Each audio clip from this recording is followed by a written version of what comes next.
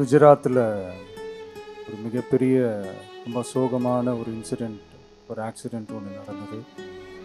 ஒரு flight crash. சில videos, சில ஃபுட்டேஜஸ், சில அந்த ஃபோட்டோஸ்லாம் பார்க்கும்போது உண்மையிலேயே மனசுக்கு ரொம்ப மனசை பதறுது.